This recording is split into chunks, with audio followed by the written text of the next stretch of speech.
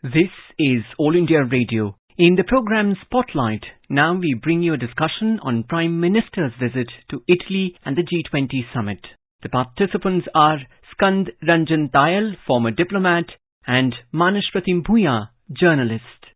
The leaders of the G20, a grouping that comprises almost all the leading and powerful economies across the world, today began their two-day in-person summit in Rome. Prime Minister Narendra Modi is in Rome to attend the two-day summit of the G20. Mr. Tayal, what according to you could be the concrete outcome from the crucial G20 in-person summit in Rome that began today? The 16th G20 summit in Rome today and tomorrow is very, very important, as all the economies of these 20 countries and EU as well as of the world grappling with the post-COVID recovery. And the 20 member countries of G20, they represent 80% of the GDP of the world and more than 75% of trade. And theme of this two-day summit given by the Italian host Prime Minister Mario Draghi is People, Planet, Prosperity. As far as people are concerned, they are wanting to recover quickly from pandemic, and global health governance has become a major issue because the World Health Organization has not performed as expected to deliver a coordinated and confident solution to the emerging problems, whether it is approval of vaccines, whether it is where COVID-19 virus originated, and the world needs some kind of a vaccine passport, and there are many issues where the countries must work together. Then the second issue is of planet. And planet, we all know global warming and there are extreme weather events. At G20, the major economies and whatever decisions they take will have a great bearing on final outcome of the Glasgow Conference of Parties 26th, which will be from 31 October to 12th of November. And third, of course, is prosperity, because the main purpose of G20 is economic, to ensure economic prosperity of all the countries, economic progress, economic growth, and they will consider many issues in that direction. And another issue which is coming up is the rising crude prices, and that is affecting many countries, including our country, and perhaps this will be discussed so that the oil producing countries enhance their outputs to control rising crude prices. There we can see some agreement. So the agenda is vast, and the only thing which one can question is that while all the leaders of the major countries are there in Italy, in Rome, President Putin of Russia and President Xi Jinping of China are not there, and they will be addressing the summit by video link, so that perhaps will make the outcome little less unanimous as far as the long-term impact of the decisions of this summit in Rome are concerned. The inaugural session of the summit actually has already begun, and the inaugural session discussed issues relating to COVID-19 economic recovery and global health infrastructure, how to strengthen the global health infrastructure in the backdrop of the devastating coronavirus pandemic. So 2 days back at a media conference, our Foreign Secretary Harshvardhan Shringla said that G20 summit in Rome is expected to come out with a very concrete outcome in combating COVID-19 pandemic and similar challenges in the future. Besides the summit expecting to deliberate on a global health architecture. So what kind of concrete outcome, style you expect from the summit being attended by our Prime Minister Narendra Modi? There are two major issues in combating COVID-19 globally. One is the vaccine inequality, that whereas the developed economies, they have been able to vaccinate almost their entire population. In many poor countries, the vaccination rate is less than 5%. So the leaders of the G20, they have a determination to coordinate their policies so that at least 70% of the world's population is vaccinated by middle of 2022. And second is the global access to COVID control tools. And there we found last year and this year also that supply chains of very essential ingredients to make vaccines, to make medicines, they were disrupted because some countries tried to monopolize the supply of even medicines. So again, there needs to be a little more coordination and more openness so that all these COVID control tools, whether they are preventive or curative, they are available equitably to all the countries of the world.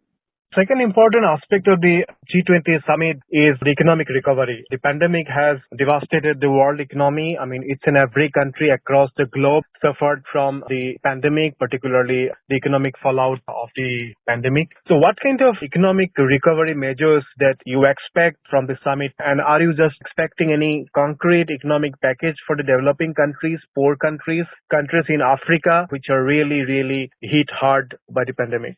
The economic recovery and resilient supply chains, resilient manufacturing chains has become very important because of the disruption in supply chains due to COVID-19 restrictions.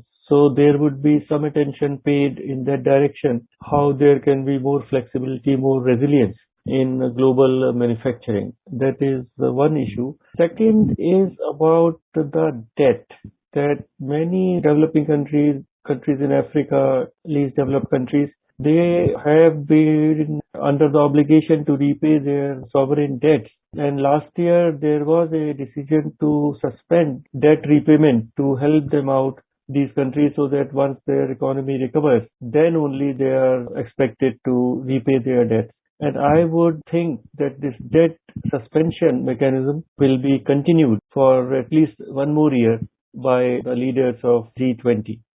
So one more topic which is being talked about is to minimize the corporate tax.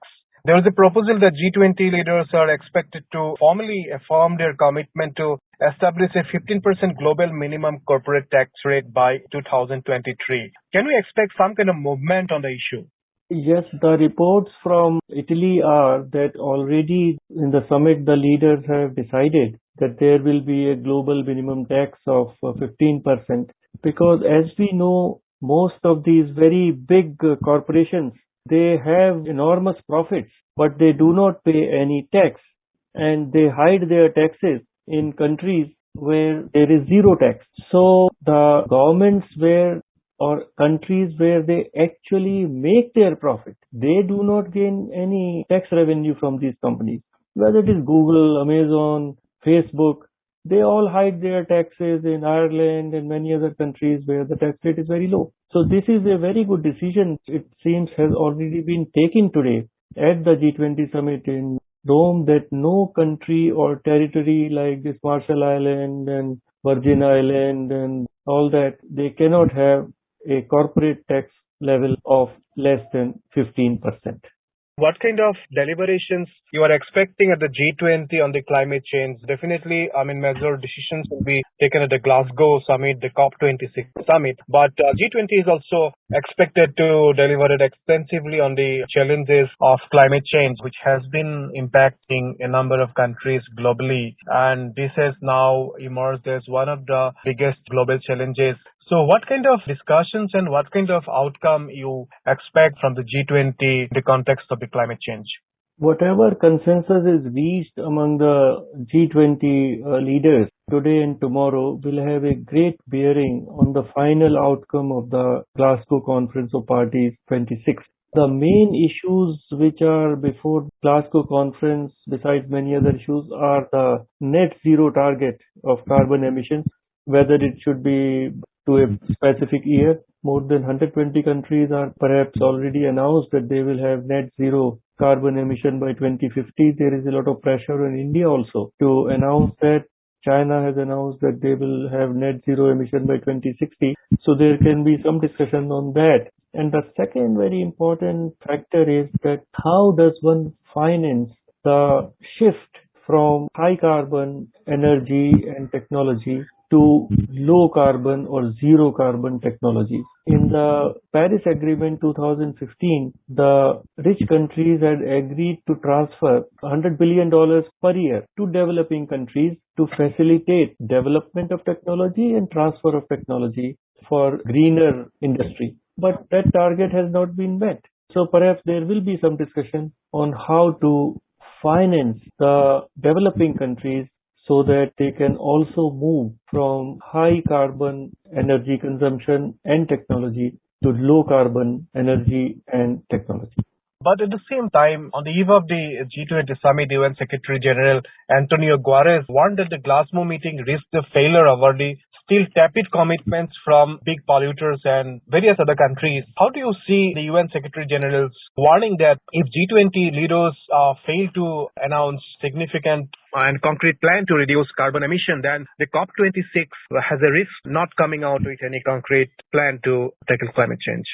UN Secretary General has given a warning, but all of the leaders and the people have to be conscious and to accept that no country would adopt any policy which affects their development, their economic growth, and most of the developing countries still need a lot of energy to bring their populations out of poverty.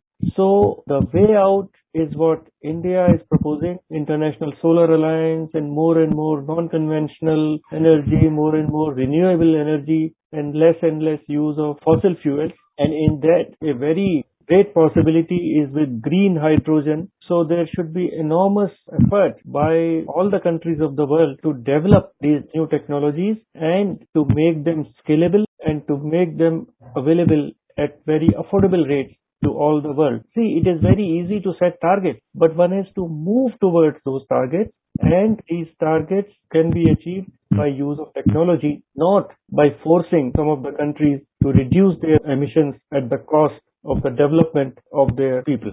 Our Prime Minister Narendra Modi, he has been calling for a united global approach to deal with these three challenges, in fact, global economic recovery, to deal with climate change, and to deal with the coronavirus pandemic. So do you see any concrete outcome in the context of these challenges that the world is facing today, and Prime Minister Narendra Modi's constant pitching for an united global approach to deal with these challenges?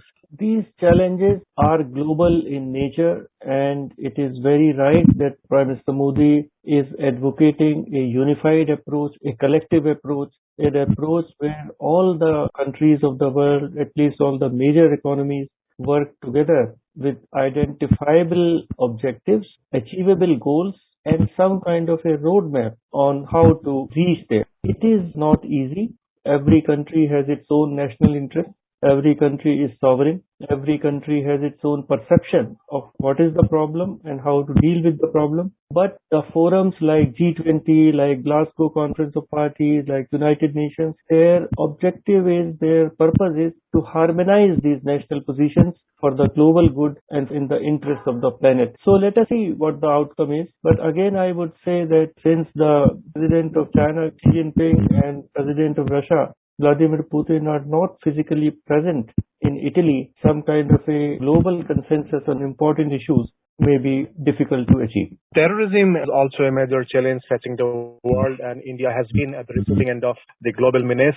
So do you think the G20 leaders will have some kind of discussions on tackling this very crucial and important global challenge? Group of G20 members have always taken a very strong stand, which is reflected in Pakistan's being on the grey list in the Financial Action Task Force, which is watchdog body to look at terror financing in which countries are more active. So that will continue. On Afghanistan, it is important, as Prime Minister Modi has said, that all the major countries should have a united approach, because financing of lifting of sanctions over the Taliban government in Afghanistan is one issue on which countries have to work together.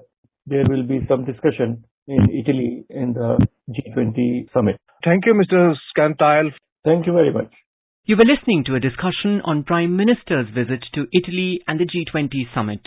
The participants were Skand Ranjan Tayal, former diplomat, and Manesh Pratim Bhuya, journalist. This program was produced and presented by the News Services Division of All India Radio. You can listen to it on our mobile app, News on AIR. This program is also available on our YouTube channel, News on AIR Official. You may email your opinion about this program at airnsdtalks@gmail.com.